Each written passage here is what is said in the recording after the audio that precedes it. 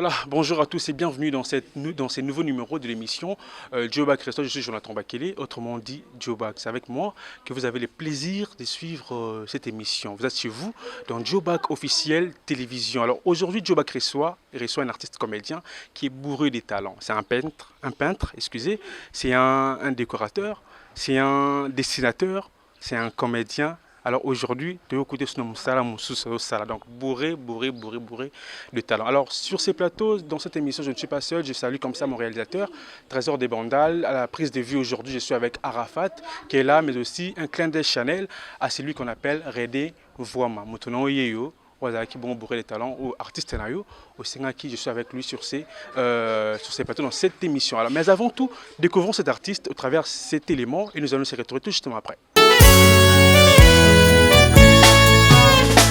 Non! Qu'est-ce qui se passe? Remets-nous à sa place alors! Remets-nous à sa place alors! C'est quoi ça? Où? Tu deviens la maîtresse. Papa, s'il vous plaît! Si c'est toi, dis-moi. Le fait d'être. Mais c'est quoi les problèmes? Expliquez-nous, c'est quoi les problèmes? Papa! Vous n'avez même pas honte de nous, papa! C'est quoi ça? Comme ça, ça t'apprend. Respectez-nous quand même! Maman, est-ce que tu peux arrêter de pleurer s'il te plaît? Pesa biso raison où est qui papa habita yo. Parce qu'il y a un oyo banda tito koli boye. Non na moni sika papa asimba yo atana nzaka te. Comment? C'est rien passé, je vous dis. Mais comment ça, il n'est pas fou? Non, mais sérieusement, papa ne se met pas dans cet état-là pour rien. C'est... Ok, là maintenant, pourquoi tu pleures? Au fait, mes chéris... Des retours après cet extrait du théâtre, il s'agit comme ça de Grâce Luzolo, vous avez tous compris, hein? Grâce Luzolo, garçon dégourdé, Mouto, c'est la buzz Mikolo, donc Mouto, Tatula Kimbata, Baba, Balio Somona Majabu, comédie, il est là près de moi, mais Arosala Moussala, tu comprends bien, là-bas il est bourré de talent, Aza peintre, Aza décorateur, le Toyo Kangae, Aoska Bilamba, donc au sous-talent, bonjour Grâce. Bonjour Djobak, bonjour na abonné à Djobak Télévision. Voilà. Comment vas-tu? Grâce sur grâce, Nzambo Sala. Toujours on attend mes fraîcheurs grâce le Zolo. C'est quoi le secret?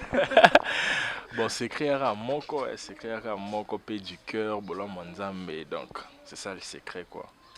Grâce le Zolo bourré de talents, tu es peintre, tu es décorateur, tu es danseur, tu es comédien. Batalon nyon sonné bien à moto mon corps. Où c'est là on est ni en fait? Bon, kosa les lango nyon surtout na mbala moko, je dirais non. Excusez-moi, je dirais non. Pourquoi? Parce que ces derniers temps, je suis beaucoup plus focus dans les théâtres, tu vois. Donc, na vandi penano na maboke, mais tout ça là c'est en moi, la peinture, la décoration, la danse.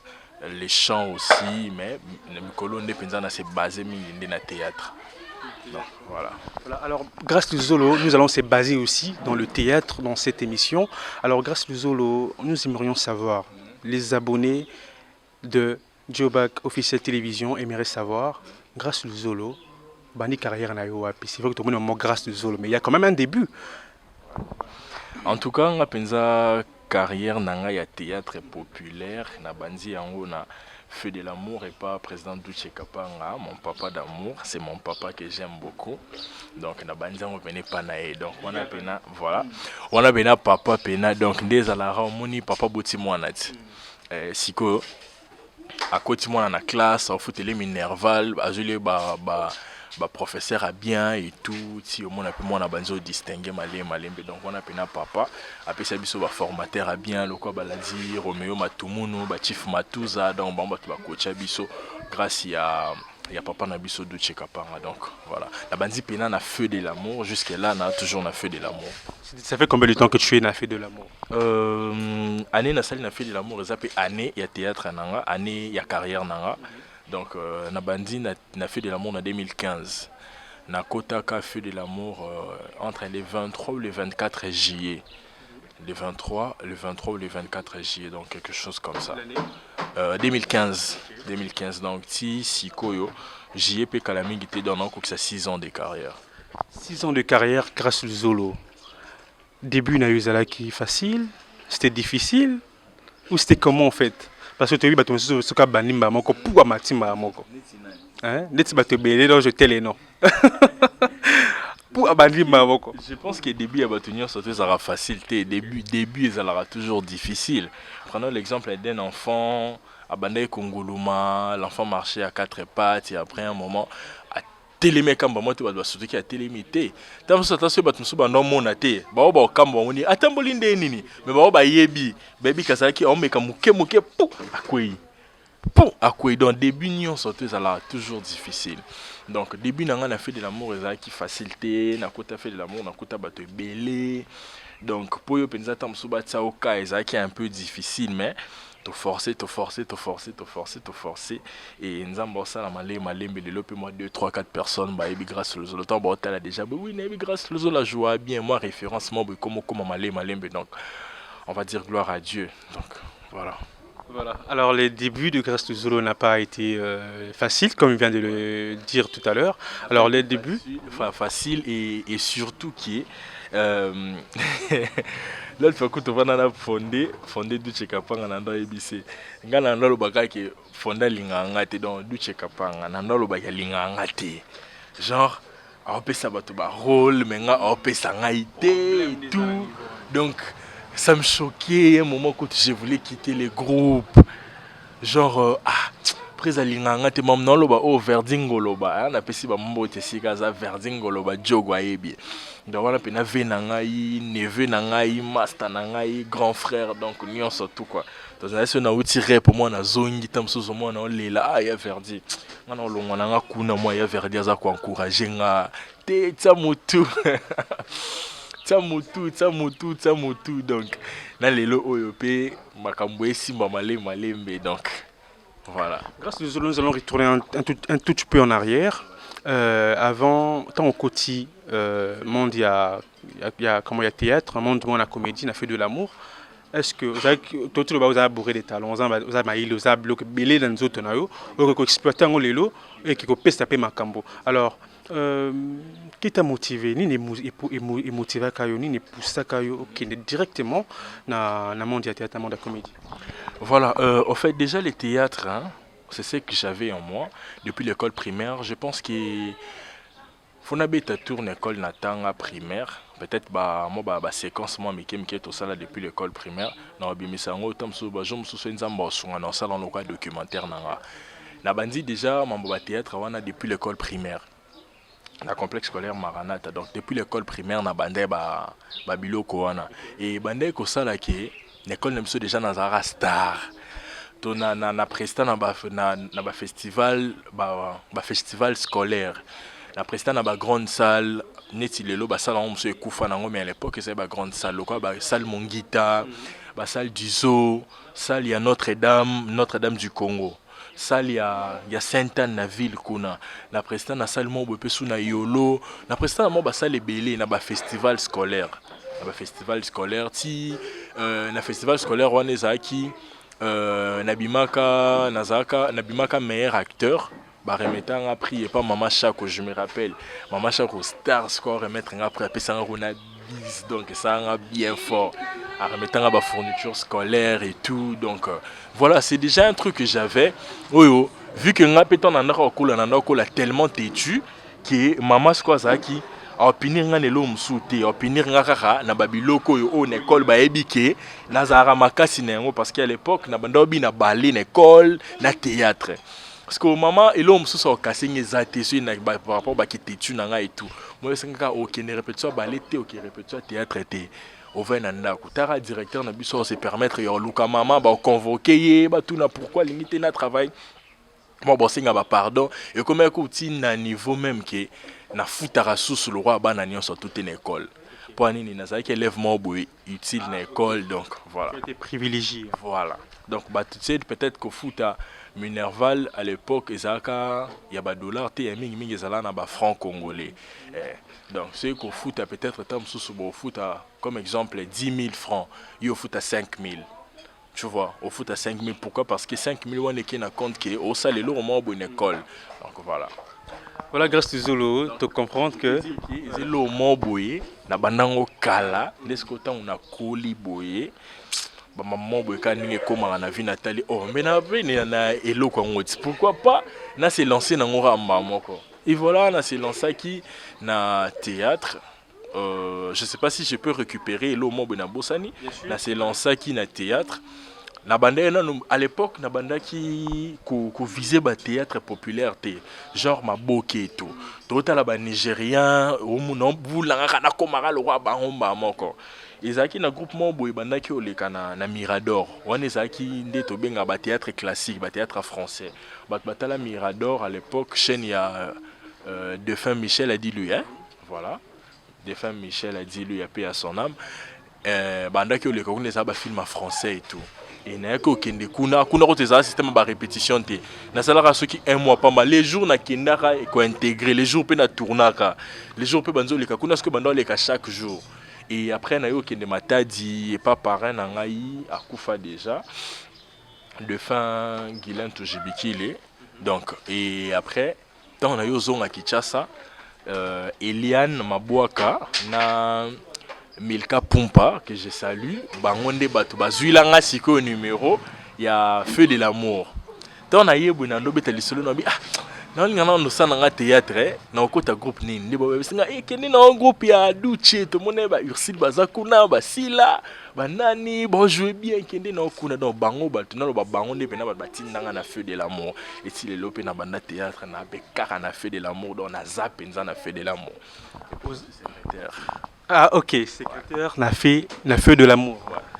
Alors est-ce que grâce à la minute où vous fait tout ça en 2021, c'est depuis 2015 que bandi carrière nayo, toi en 2021. Est-ce que vous avez qui n'a motourné que viser au fait? Vous avez qui idole mon koboye, vous avez que oh nga vraiment nga faut comme le way soubi. Nga c'est plan ça. To bande ko tala théâtre non? To bande ko tala théâtre et na rotala théâtre wana so ezala na moto wa banda ki ko ça un truc en moi genre abanda qui faire frissonner ngai je dirais c'était le président Bobo Manoka donc comme idole c'est le président Bobo Manoka qui me donnait les goûts na banda télé à jouer bien donc motivation na ngai ya théâtre c'est le président Bobo Manoka. Mais actuellement par rapport il y a acteur au peu bazoya Suizana moto ndesiko na ba après ba président Bobo Manoka et ça le président d'Acosta les coach en tout cas yé penasco na kilelo penza yé na kilelo pena les coach d'Acosta que je salue. Voilà donc grâce à l'idole Moko après moment a changé naé parce que il paraît que nous avons des idoles et des modèles. Donc le président Bobo reste un idole pour moi, tu vois. Tandis que le président d'Acosta, c'est un modèle pour moi. Tu vois, mon modèle, c'est le président d'Acosta. Pourquoi? Parce que j'aime ce qu'il fait, j'aime sa façon de jouer, j'aime ses gestuels, ses attitudes sur scène et tout, ses émotions, tout ce qu'il fait sur scène. Par rapport à Kilelo, je dis que c'est lui mon modèle. Mais le président Bobo reste mon idole. Donc, voilà. De 2015 à 2021, grâce au apparaître dans combien de films La Feu de l'amour? En tout cas, dans la côté, on a moins fort dans la Bossani Loté. Film na liboso na joie na Feu de l'amour. Titre na ezaka ya yo ya ngato ya yezaki film à Chérikan Tomba, mon grand frère que je salue. Film ami balé ezalaki nini oyo ekangio. Il y a chef Nangaï, Ladi Romeo Matumuno, que je salue depuis. Depuis. Voilà, que je salue. Et Azaka Namboka na Poto, na Malili. Donc voilà. Et après Kangio, na yo joué na Mon Histoire. Après Mon Histoire, c'est le film du président Duche lui-même. Après Mon Histoire, na yo joué. Yakuza. Après Yakuza, na joué à peine Mon âme sœur, juste un tableau. Na joué na Bondoki, il y a chef l'a dit. Na joué na Nini Susu. Yanga, il y a Mama Charoufa, na joué na C'est ma faute, un film de Marcia Mwaka, na joué na Double Identité, il y a Ruth Boweyi, na joué na Accident, il y a Julie Alomba, na joué na nani oyo Son Excellence, film à Tupac Barayon, na joué na nini film oyo ya président Duce, Miss Papi, na joué aux Otanga.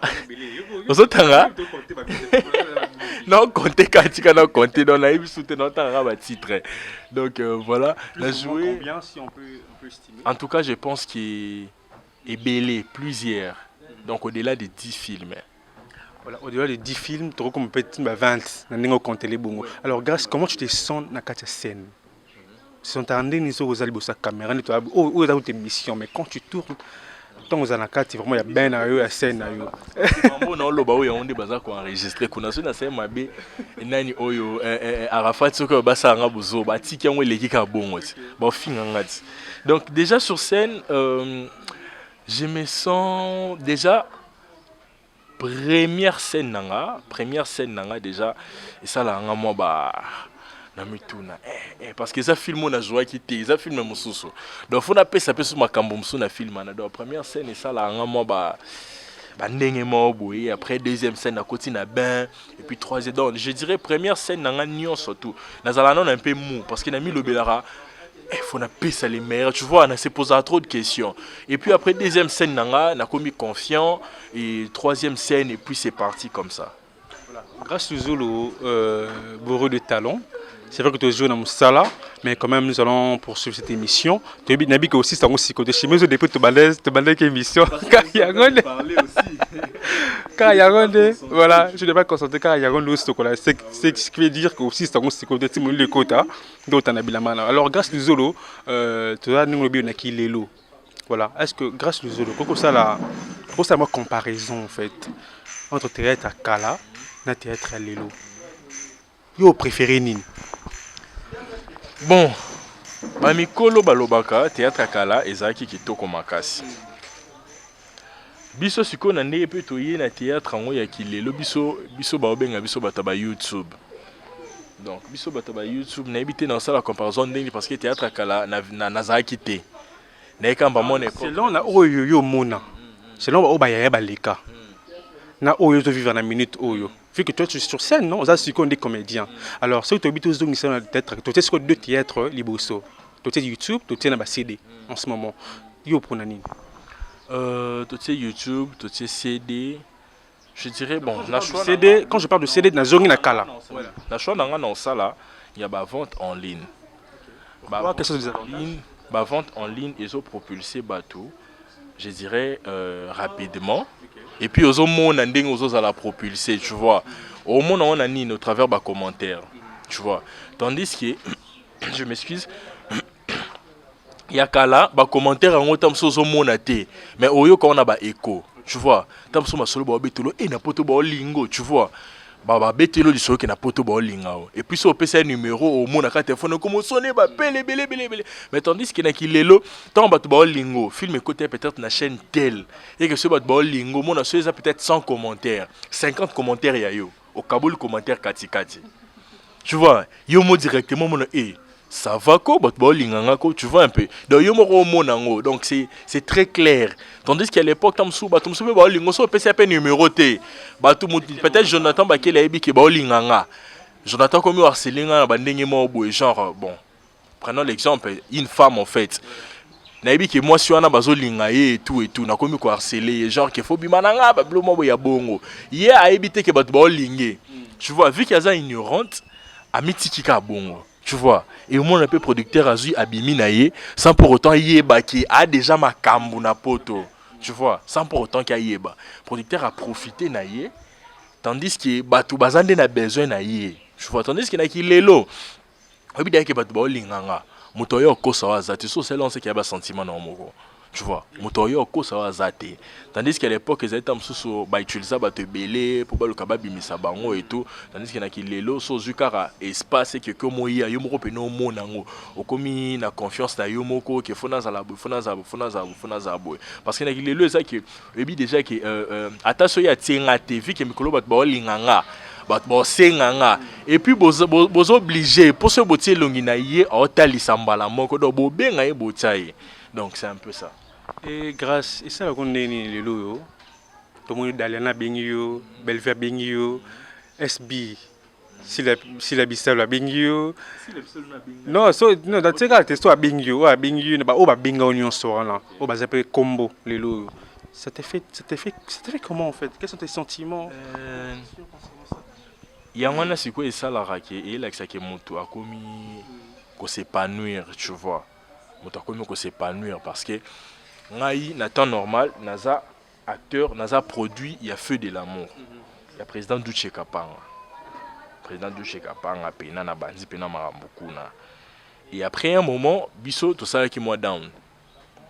Naza fils adoptif ya Daliana Bopé. Fils adoptif ya Daliana Bopé. Donc ba deuxième parent nanga na art. Eza Daliana Bopé, Mimika Beya, Papa Koué Michel, donc Batomi Satouana. Daliana Bopé mukolo chaîne. Mimika Beya bande ko komana Daliana Bopé. A sali chaîne na ye Mimika Beya TV atiki pa Koué. Donc pa Koué ba ko ma filmer en binganga donc naza fils adoptif ya Daliana Bopé. Donc lelo oyo so et puis moi ma visibilité zapeso ya moi makasi c'est parce que Daliana Bopé tika ngate na kutane na comme pour kokutana Daliana Bopé ndene grâce ya chef nanga la di Roméo Matomuno. Azora copie yo bando koma et pas Daliana Bopé TV. Vu que yemu tapé ça en répétition. Ando sollicité pe merde. Ah, mon abiso bobo pas jouera bien grâce. Mère kuta banda ki oboya genre qui a té. Aussi déjà bana fait de l'amour et belé na lingi na ngozo na problème na douchete boy. Tomo solo la pena mère. Tomo sola ti. A moi bisa maman Mimika Beya. Motema ya papa de Londres. Ando bisa maman Mimi atanga, maman Mimi akomotanga. Papa tomo jouer, to bando jouer kuna baida. Bando jouer pena baida banini pas aida succès biso pe totikali tozela ka bango na biso kaka MKyo kende totikena pa ko we to matapeka na pa ko we to matapeka na pa ko we motema ya Soraya. Donc voilà. Papa Koué, je te salue en passant. Obi motema ya Daliana Motema ya maman Soraya, excusez, motema maman Soraya, je salue aussi comme ça. Maman Soraya, ma parent ya Sorelmi. Voilà. Salutation spéciale à Jonathan Gana. Hein, Jonathan Gana, salutation spéciale à toi. Salutation spéciale aussi à JDD, Dinamouene, René Mvouama. Donc, big up à toi, là où tu es. Alors, nous sommes en train d'aller hein, lentement et sûrement encore. Alors, grâce du Zolo, as-tu déjà écrit des films? Ouais, j'ai déjà écrit. Et, oui, il a fait de l'amour. J'ai déjà écrit aussi sur Jodette Waïkwa TV. Oui. Accompagné de Marcia Mwaka. Marcia Mwaka, je te salue son passant. Alors, Chou, ma soeur d'amour, des gros bisous à toi. Grâce au Zolo, le Losoki, baby, toka ta théâtre. Tobi grâce au Zolo, aux abouis, théâtre, nous sili les lots.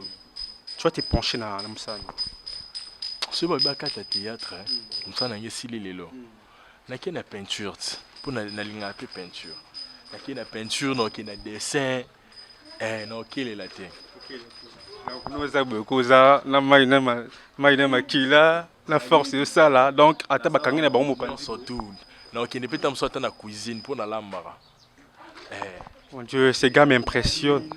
No ki ndi babilamba pe bon sukola bien qu'il na linga mon babilamba to moni da chemise au banda na kangama na ngo. Bon, c'est alors que nous sommes chez lui, chez Grâce du Zolo. Bien fort. C'est alors que nous sommes chez Grâce du Zolo, c'est pas à Osa Moussate comme non. Il est chez lui, il est en train de faire la lessive, tout le monde au basket, cantine et tout comme ça, il travaille chez lui à la maison. Alors mbongo ndesate yango toskwabila na maboko batama bambongo ngo bakabila batu nzambe na ngai bakombongo soki o bato mosusu batanga nzambe nadiembelaka on ne sait jamais o Oscar Manito Jogo Oh merdi, appel en urgence. Medika Bambaluku s'appelle en urgence wana route ya ngai o Medika Bambaluku s'appelle en urgence nzambe nisi biso un exemple TV kuna tozala na Yannick Shamba Godson. Big salutation à toi Yannick Shamba Godson. Donc banani sous nzambe nanga oh ya Willy Musheni batonga bambongo yango nati o Abeda Show Eric Mandala oh nani sous bato bakuanga bakombongo nani ya choisi matata nani sous Dr Jeff Njadi Leteta oh ya Laura Sokoko. Ils sont tellement nombreux sur le là-bas. Ah ouais, non, toko. Alors, nani comment on est nani Bolingi nani susu Bolasi. Alors, grâce du Zolo, garçon décordé, tu sais que comme on est en ma fort bicolo. T'as déjà posé la question où il y a les bétos pou.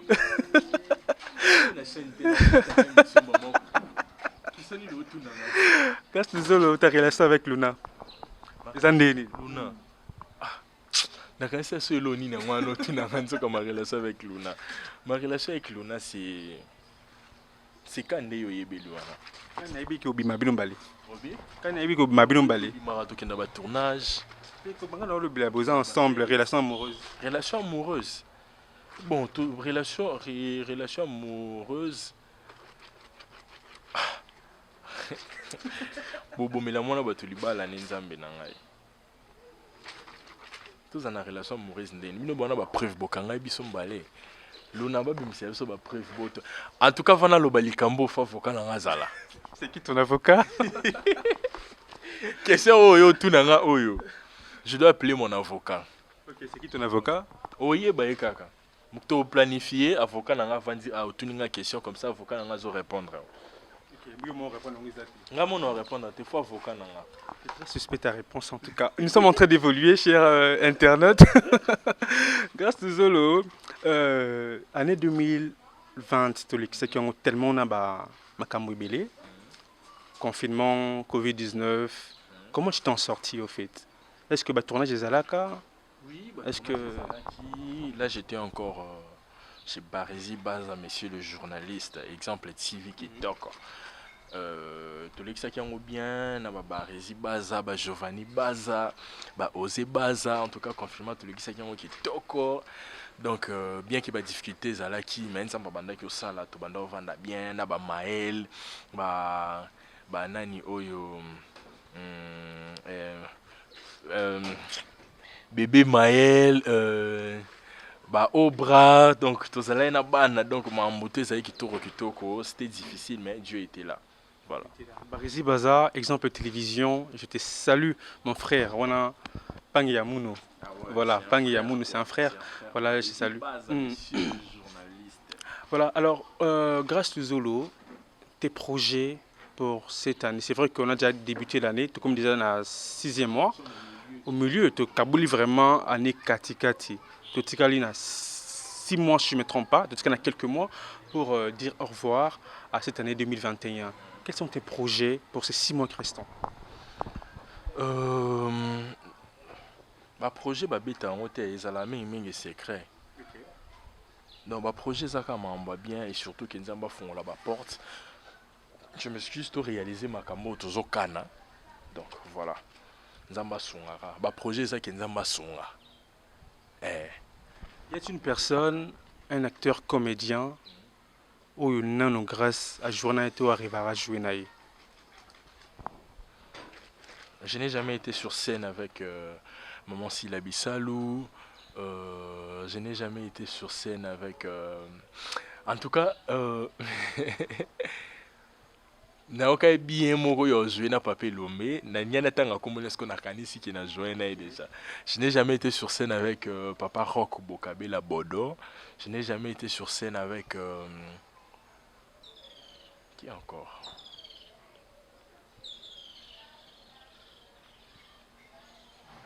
On dirait la plupart à Batouda na joué na bango mais papa papa Ntsakala non papa Ntsakala non a joué n'a été maman Chako non plus donc maman Chako maman Sila papa Rock Bokabela Bodo papa Ntsakala nani susu je crois que bango wana o penza posa na nga ezala na jouer na bango lisusu voilà parce que na kati na bango nyonso to wana na jouer déjà na otiako papa Duchete parce que c'est mon papa na nga mo botinga sko na bando na rêver sunde nini pour na za de na kati na kuna donc to zala na jouer na RC le péché en Black Line maman Charoufa maman Sifalo quoi, maman chérie, maman Dinana, papa Lombe, Yape, tonton Marie, président Gingombe, maman Belleville, on t'a quoi joué un peu dernièrement, na Delana Bo Petit vie, donc tout penza o pena boosta pena maman Belinda aussi que j'aime beaucoup, maman Belinda Tuta. Donc voilà. Maman Belinda tout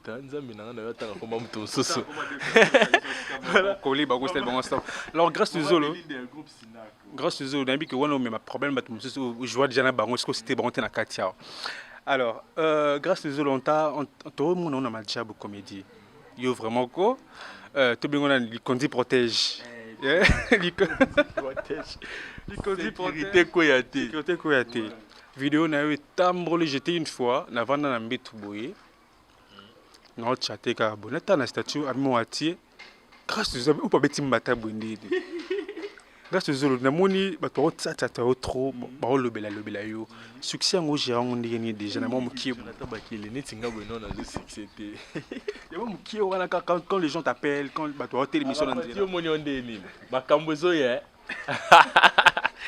té en fait moni nzambe ka barizia yebi mambo na lobara nzamba o maitanga na bescalier tu vois nzamba maitanga na bescalier tu envie ya batuti mais tu apprécier ma pamboli ya batu trop tu vois ki mutu bo mati nzamba kumisa mapo ya mati parce que to linga te génération oyo ya eza biso tu vois génération oyeya et abisso par rapport à la génération oyeya et ba jeune garçon le roi abisso ce muto ayebinga au parc za la peine banzondi nga otanganga tu vois na ba génération oya bana mikio bazoya ya ba bisso tu vois parce que obligatoirement de to ya bongo faut ka makambo ya parce que to ya tu vois faut ka makambo ya alors eza escalier to yebisa nzambe tozo mata nzamba o maita biso escalier le auto to mo le kapena ba Belleville TV eza même attaque eza le kino na film été mais pour un comédie moko boy pour une comédie moko boy programme moko boy ya télévision na ye o izo ça la succès na zape wana partie ndampe et zotambola donc eza déjà bablomo ya kumisa nzambe bablomo mikie ceux qui osa reconnaissant na yango cela veut dire que na bablo aminene pe osa la reconnaissant donc je rends grâce à Dieu nde mambo kende là nde kaka la raki ki simba ki osa la mutu munene tout escalier to mat escalier talanga nazomata donc eza le remonise ba sopi lo on escalier yebele etikala non likolo ya mike mon ekwe isko olokotangote o mona place ekwe la kinde ebele yango na isko to commander place mafuta ngo isopane la ebele likolo la mafuta ezo mata fo ya pene belé donc voilà est-ce que baya na bino na monde ya théâtre zo pesa bino chance pe Leloyo parce que to yebi monde yango tatangezo tambola il y a beaucoup plus de jalousie mususu bazana baketo mususu alinga oyote mususu alinga o évoluer te est-ce que grâce aux ba kolo na yo ba yana ba plus chance ou évoluer maintenant neti nga déjà nazala na ba nyoso to bien ba nyoso to ba bineti eza ko na ba public o ba yebi ngate personnellement batala nga kaka na ba film mais nazala qui honoré otala na télé réalité nango il est capable Daniel Ebika plus de 150 commentaires positifs. Il y en a qui grâce à mon malamu et tout.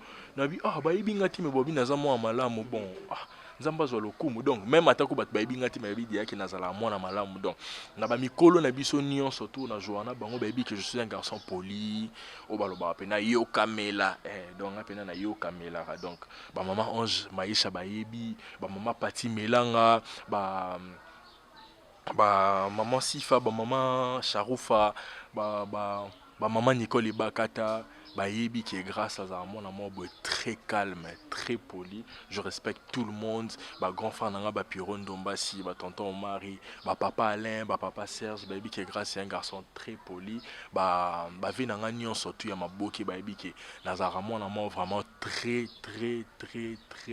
poli donc voilà.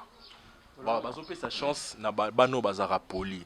Tu vois oh bayebi nde ba bouda ba tuté, tu vois. Bango nde ba sa chance parce que na moni nanga peut intérêt moro o bazala motema mabe na yo surtout so za no mwana malamu motema mutu soki oza motema mabe na ngata mso c'est en coulisses entre ye mais physiquement boniti nga bona yebi ke ba mso balakisa na bango motema malamu ya mabe te na mona na nga ngote donc soko balakisa motema mabe eza peut-être en coulisses mais na biso to ba na nzambe to sala bolamu tu vois bolamu na nga esa na sorte kata ya kaniseli nga mabe abulele nga mabe to freiner nga bolamu na nga tellement ya makasi et ganga na lingeta leki siko aleki koto ndenene tu vois ya kangi na droite koto gauche koto ya munene ye pesa meli donc voilà bana botosi c'est basé na chance c'est basé na grâce grâce aux avons comme grâce le garçon de Gourdi la grâce en tout cas grâce est tellement dangereuse tarara babinyango faveur imméritée tu vois faveur imméritée bakangela ki okoto na temps normal au lekate parce que grâce yé au côté na faveur immérité donc immérité sa place bah c'est là cal non place l'eau mo banda kango mais grâce yé sotissé yo tu vois donc biso to ba na mobo ya grâce donc ata ba pesi chance mais grâce yé yo quoi imposer tu vois ozu pena grâce chance ça qui té mozu une grâce. Merci beaucoup Grâce. Alors Grâce nous a encore une question qui me vient en tête. Sur le lot oyo olongwe pas duche na duche kapango ke na groupe nini makanisa na sala na ngokale to na omona ndeti président duche olinga ngate est-ce que to makanisa za ko le bouler déjà pour nous si que le réveil et pas maman Marie-Hélène nanda ko bouler mingi le réveil les étoiles des Bobo aussi oui et pas président Bobo Manoka na banda ko bouler pe kuna. Mais mingi n'en doit penser les réveils. Les réveils. Comme si Mbakou n'en a que penser parce qu'il n'en a mon cas des acquis tellement mouné que non t'es là bato aminé ne baza kuna ne okende kuna sinak non plus n'en a que ba groupe aminé ne pensa n'en doit penser n'angate. C'est vrai que les réveils pas maman Marine pesa groupe aminé mais n'en a que au monde akutu kuna c'est mieux. Là qui n'en kuna parce qu'il y avait des jeunes comme moi et tout. À l'époque il y avait le pauvre Arnaud ceux qui n'en ont pas kombone kiminga à Koufa. Donc voilà, il y avait des jeunes garçons et tout. Il y avait aussi des Ronel Kossi là-bas. Donc voilà, Ronel Kossi que je salue. Donc voilà. Voilà, grâce à nous sommes en train de chuter, d'aller lentement, sûrement déjà à la fin de cette émission. C'est vrai qu'au Dakar, deuxième chemise, il est plutôt banal. C'est d'accord, mais Rafat. Alors, il parle au Dakar, quatrième chemise, de moi, vraiment à gros. 5 heures de temps aussi tapé bilamba na en tout cas pour une émission té na temps normal na kokos kwa bilamba té ezwaranga tellement tonki ilamba moko kana ozongo pe iner sans coûter émission té na umela na skoliko na on sal ndini. Alors Grâce parle-nous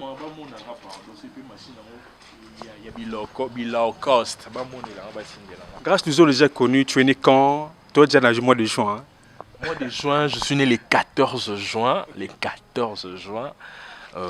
Voilà, dans les 14 juin, on voit que ça âge nangai au bango tout bayebi wana. Pota na lobby a bayebi da âge nanga.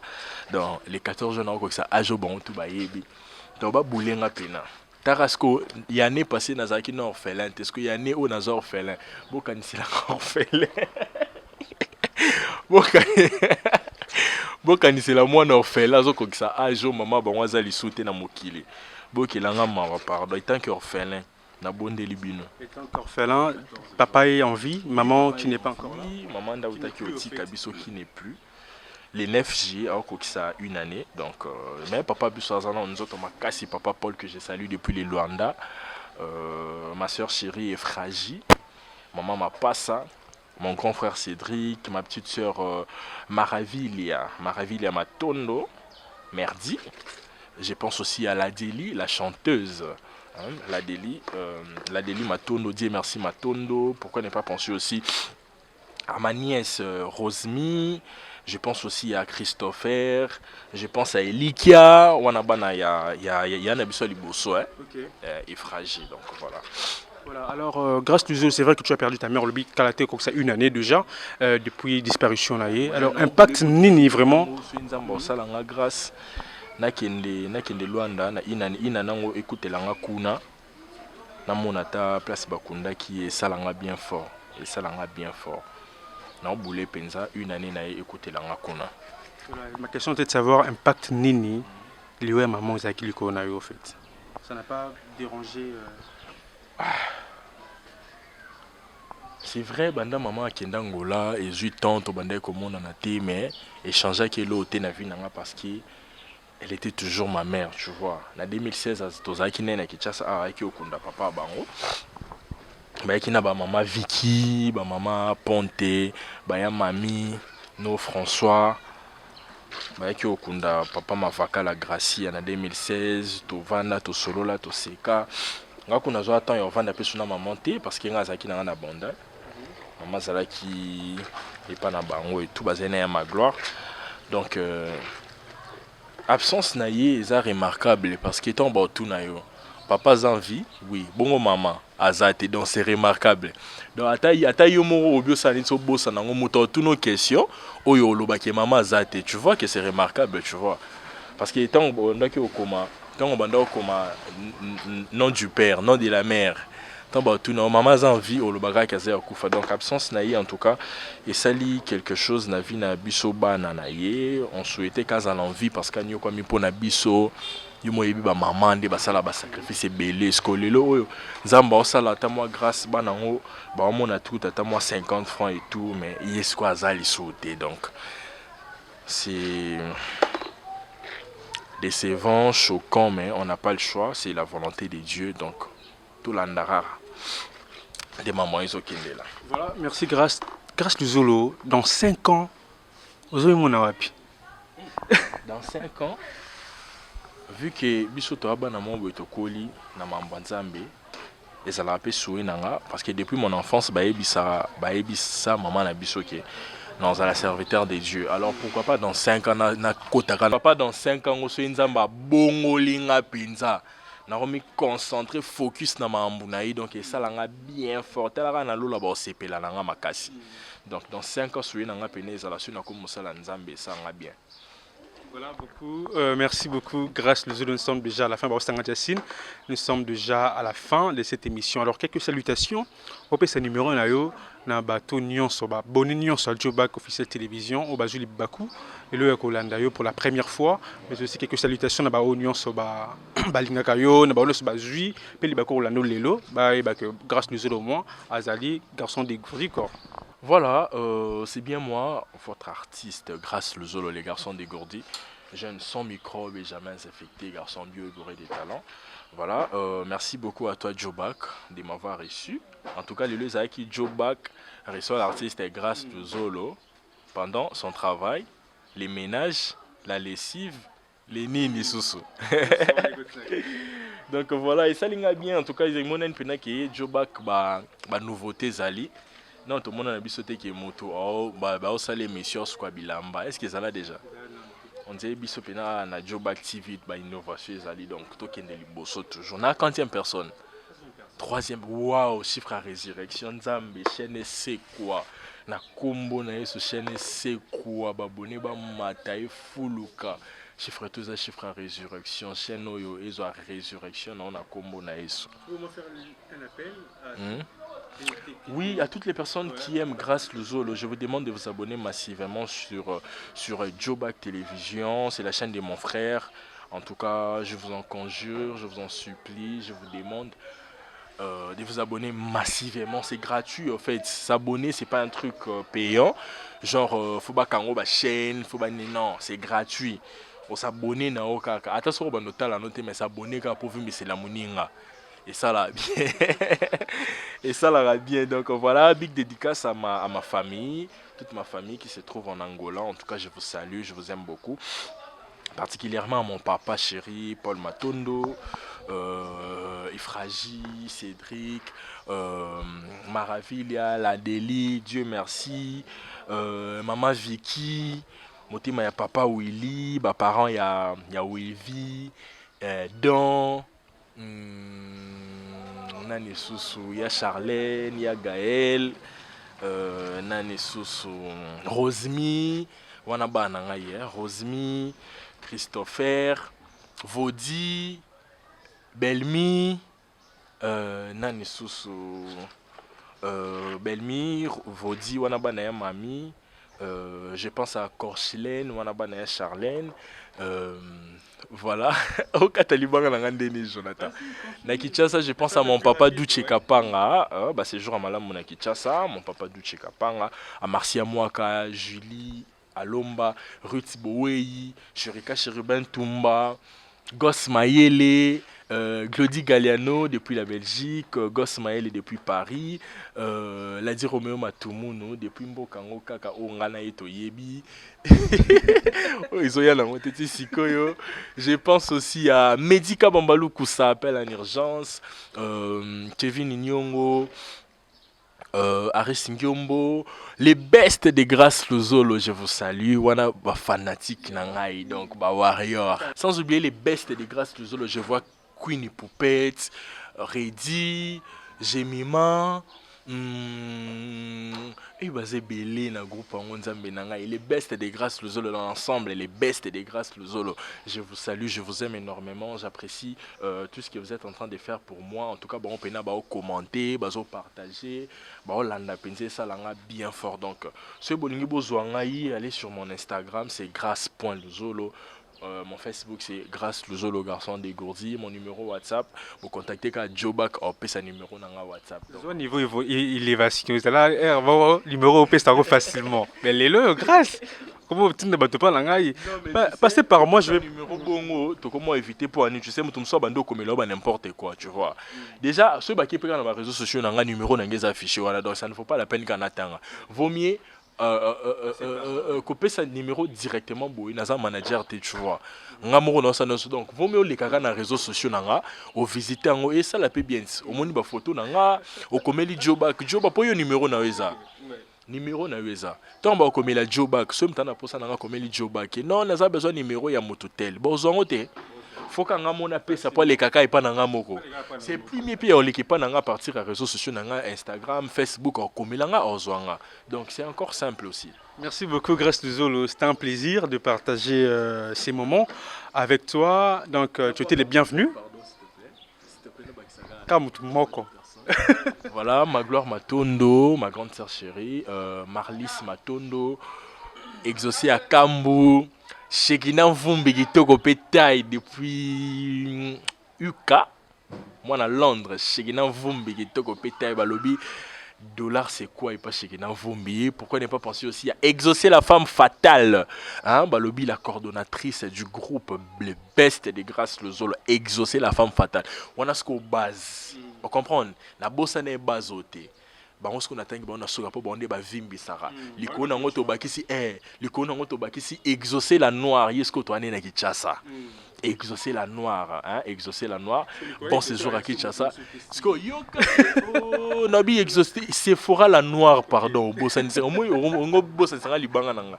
Sephora la noire yo to ané na Kinshasa. L'icône en ce que tu bakisi Luna Miezi, hein? Luna Miezi Rebecca. Pourquoi ne pas penser papa Koé Michel, maman Daliana Bopé depuis le Canada. Je pense que c'est tout. Merci beaucoup. Je disais que tu étais vraiment tu étais les bienvenus dans l'émission Jobak Ressoir. Donc c'était Grâce Luzolo qui était notre invité spécial de ce 3e numéro de l'émission Jobak. Alors nous sommes déjà à la fin. Voilà, Grâce Luzolo était notre invité du jour. S'il te plaît, Jobak. Voilà, la famille fait de l'amour Mobimba. c'est le président Sama Boloto parce que le président du Tchatika là fondateur et groupe donc on a président Sama Boloto que je salue Mobutu Fachi Théodoye grâce ce qu'on a chemise monsieur Tikali culotte aussi c'est comme ça tout désannoncé merci beaucoup à toi, merci beaucoup à toutes ces personnes qui étaient branchées en ce moment du début à la fin pour nous suivre. Allez-y vous abonner. C'est vrai que autant la émission autant les lunginanga la peine c'est écrit abonner. Donc s'abonner, vous s'abonner massivement. Vos commentaires, vos suggestions, vos critiques, ils sont bienvenus. De la critique, ils ont mais critique, non, c'est que Moussala et Tomba Moussala qui est alors un big up à René Mvouama, à Jude Dinamoine, à Jonathan Gana, Merdi Kabamba, appel en urgence. Medi, combo na ye, Merdi. Trésor Kébé, Marézi Baza. Grâce à cela, on dérange. Mais quand c'est déplacé, à tout cas, tu as émission à Cambouissi là. Alors, big up à vous. Donc, merci d'avoir venu sur la Kibiso.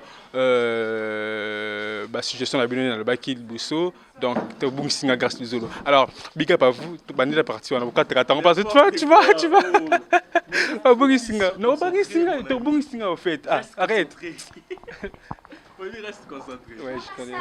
Bandit. Voilà, abonnez-vous. Le numéro est affiché au bas de votre poste téléviseur. C'est à travers ces numéros que vous allez nous écrire. Vous contactez via WhatsApp, Instagram. Sur Instagram, c'est Baknaton. Sur Facebook, c'est Jonathan Bakele. Donc, contactez-moi, je suis là à votre service. Alors, invitez vous allez belé. Invitez tellement belé. Publicité nabino, sport nabino. Le produit nayo, la maison nayo. Contactez Jobak au travers ces numéros qui est affiché là et vous ne serez pas déçus. Portez-vous bien et la suite au nouveau numéro. Au revoir.